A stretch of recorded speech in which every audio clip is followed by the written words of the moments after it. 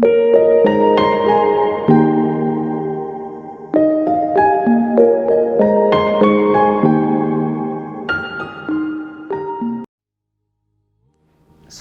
warahmatullahi wabarakatuh. Video ini dibuat 2 hari setelah wafatnya Syekh Ali Jabir. Saya ingin berbicara secara khusus tentang Syekh Ali Jabir. Perkenalan saya dengan Syekh Ali Jabir secara utuh ketika saya menonton video podcast Deddy Corbuzier. Dari sana saya mengenal beliau. Mengenal dalam pengertian yang sebenarnya. Sosok yang begitu luar biasa. Begitu luas hatinya dan begitu luas dan terbuka juga pikirannya. Maka saya membuat video ini untuk menjadi pelajaran bagi kita apa yang bisa kita ambil dari sosok Syekh Ali Jabir. Sekaligus juga agar bisa lahir Syekh Ali Jabir yang lain di masa datang di negeri ini. Pelajaran pertama yang saya ambil dari Syekh Ali Jabir adalah keluasan hatinya. Orang yang menusuk beliau tolong dan beliau memaafkannya. Ini satu akhlak yang diajarkan oleh Nabi. Persis sebagai Nabi ketika dilempar batu oleh orang-orang Taif, justru Nabi membalas dengan doa dan senyuman kepada mereka. Kemudian yang kedua adalah keterbukaan pikirannya. Beliau seorang yang lahir di Madinah, yang Islamnya homogen. Namun ketika beliau berdakwah di Indonesia, beliau justru menjadi pribadi yang sangat mengerti Indonesia yang heterogen ini. Pikirannya dibuka sedemikian luas dan mencoba memahami setiap perbedaan yang ada di Indonesia. Sehingga beliau sangat mengkampanyekan sikap saling menghormati di tengah perbedaan.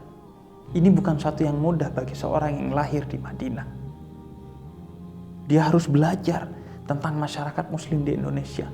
Namun dia betul-betul belajar, memahami dan akhirnya menerapkan dakwah yang sesuai dengan masyarakat Indonesia. Pikirannya terbuka. Bahkan pikirannya terbuka bagi orang-orang yang menurut beliau salah. Ketika diundang dalam podcast Deddy Corbuzier, beliau katakan, ya, orang yang tidak berhijab itu bagi kita mungkin adalah satu kesalahan. Tapi kan kita nggak tahu.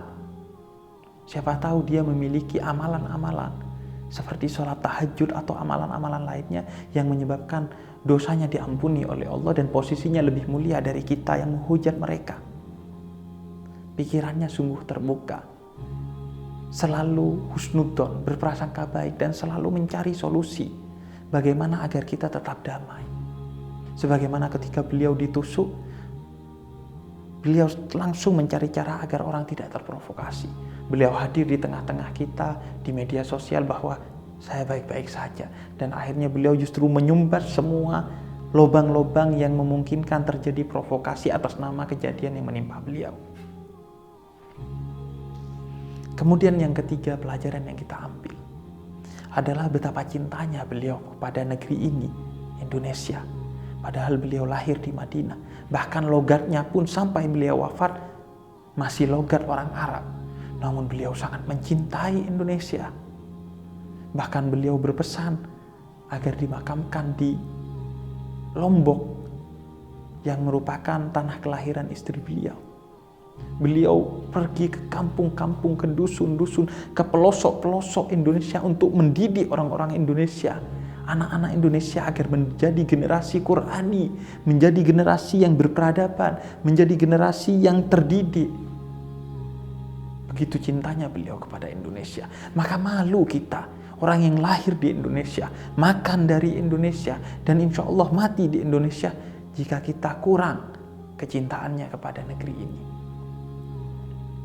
Kemudian pelajaran selanjutnya yang saya ambil dari Syekh Ali Jabir adalah kecintaan beliau kepada anak-anak yang membawa beliau mendidik anak-anak, khususnya dalam pendidikan Al-Quran, menghafal dan memahami Al-Quran.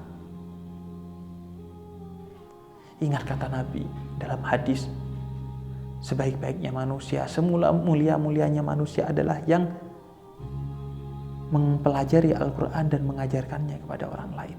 Beliau mulia karena mengajarkan Al-Quran, dan lebih mulia lagi karena mengajarkan Al-Quran kepada anak-anak. Karena itu investasi yang paling utama. Kalau kita mengajarkan kepada orang yang dewasa, bisa jadi pembelajaran itu pertama sulit untuk kita transfer kepada mereka karena mereka sudah dewasa, sudah banyak hal lain di kepalanya. Yang kedua, bisa jadi umur mereka tidak lebih panjang dari anak-anak. Yang ketiga, bisa jadi masih ada penolakan karena yang dewasa itu sudah memiliki pemikiran tersendiri. Tapi beliau mengajarkan kepada anak-anak agar investasinya jauh lebih panjang karena insya Allah umurnya lebih panjang dan mereka masih fresh. Dan beliau isi dengan Al-Quran. Dan anak-anak itu adalah aset kita. Ketika kita didik mereka dengan Al-Quran, maka masa depan bangsa ini adalah masa depan yang cerah. Itu yang beliau lakukan. Beliau bergaul dengan anak-anak tanpa rasa masa ulama sih mendidik anak-anak, tidak ada perasaan seperti itu. Bahkan beliau di salah satu stasiun televisi begitu tawaduknya hingga mencium kaki seorang penghafal Al-Quran yang merupakan anak-anak. Kita belajar juga tentang kerendahan hati kepada beliau. Lihatlah para wali songo, mereka membuat nyanyian-nyanyian, senandung-senandung buat anak-anak yang di dalamnya diisi pendidikan-pendidikan dan nilai-nilai Al-Quran. Ilir-ilir, gundul-gundul pacul dan lain sebagainya. Syekh Ali Jabir melanjutkan misi para wali songo itu dengan mendidik anak-anak. Karena ingat, diri kita utamanya terbentuk karena pendidikan di masa kanak-kanak. Oleh karena itu, seorang yang memiliki trauma di masa kanak-kanak, maka dewasanya banyak tantangan yang harus dia lewati karena bawaan dari trauma di masa anak-anaknya. Maka bayangkan ketika anak-anak itu diisi dengan nilai-nilai pendidikan Al-Quran, maka dewasanya dia akan menjadi pribadi yang cerah. Dan berapa banyak pahala jariyah yang kita dapatkan. Selama mereka hidup, kita mendapatkan pahala jariyah. Dan itulah yang dilakukan oleh Syekh Ali Jabir. Kemudian pelajaran juga yang kita dapatkan dari Syekh Ali Jabir, yaitu kecintaannya yang begitu besar kepada Nabi dan keturunannya. Beliau menekankan harus memperbanyak salawat kepada Nabi, meneladani akhlak Nabi, dan mencintai Nabi, keluarganya, dan keturunannya. Beliau bahkan hingga menangis dalam salah satu ceramahnya ketika berbicara tentang kecintaan kepada keturunan Nabi. Bahkan beliau memohon kepada Allah agar dijadikan orang-orang yang mencintai Nabi, keluarganya, dan keturunannya. Dan janji Nabi, siapa yang mencintai keluarganya, dirinya, dan keturunannya, maka dia akan dikumpulkan bersama Nabi, keluarganya, dan keturunannya kelak. Dan Syekh Ali Jabir menunjukkan beliau seorang pecinta yang sejati. Dan terakhir, ketika beliau wafat, itulah bukti bahwa beliau pecinta yang sejati. Begitu banyak orang yang menyampaikan bela sungkawa, mendoakan beliau, dan menyampaikan kecintaan kepada beliau. Grup dan status WA saya penuh ucapan dan doa bela sungkawa kepada beliau. Di Twitter, di Instagram, di TikTok, dimanapun, di YouTube, penuh kalimat-kalimat nasihat-nasihat dari beliau. Beliau begitu dicintai oleh banyak orang, bahkan dari berbagai kalangan.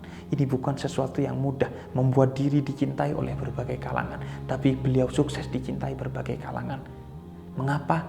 Karena beliau seorang pribadi yang penuh cinta. Sehingga Allah beri kemuliaan kepada beliau dengan dicintai oleh berbagai kalangan. Dan akhirnya 22 September, setelah beliau ditusuk tangannya saya sempat menghubungi beliau di Instagram. Saya meminta waktu untuk ketemu beliau, silaturahmi, dan mau mengambil banyak keberkahan dan pelajaran dari beliau. Tapi sayangnya, sampai beliau wafat, beliau mungkin tidak sempat membaca pesan saya di Instagram. Sehingga takdir Allah menuliskan bahwa saya tidak pernah bertemu secara fisik dengan beliau. Tapi insya Allah, dari video yang saya tonton tentang beliau dan dari mulut beliau, saya mendapatkan pelajaran dari diri beliau.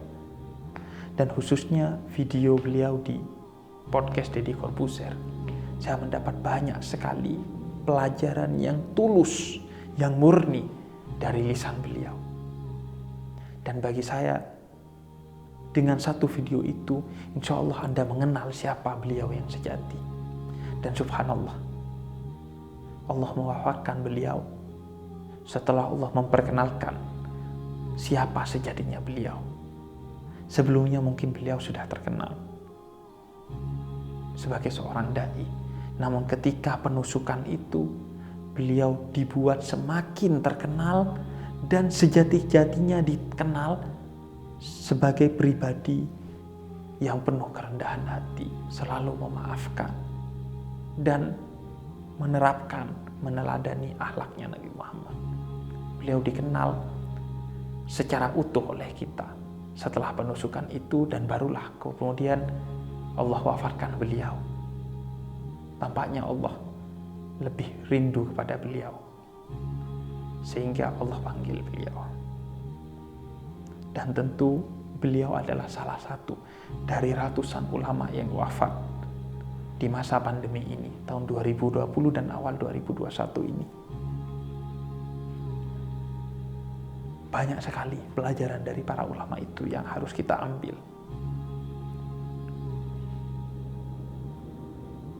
Maka jangan sia-siakan ulama yang masih hidup. Dan jangan sia-siakan pula ulama yang telah wafat dengan pelajari karya-karyanya. Mendoakan mereka, menziarahi mereka, mengambil keberkahan dari mereka. Sehingga insya Allah kita ditakdirkan oleh Allah untuk menjadi seorang ulama di masa depan, atau minimal seorang yang dicintai oleh para ulama. Sehingga itu menjadi jalan bagi kita untuk dicintai Allah dan Rasul-Nya, dan mendapatkan kedudukan tinggi di sisi Allah dan Rasul-Nya, baik di dunia dan di akhirat kelak. Wassalamualaikum warahmatullahi wabarakatuh.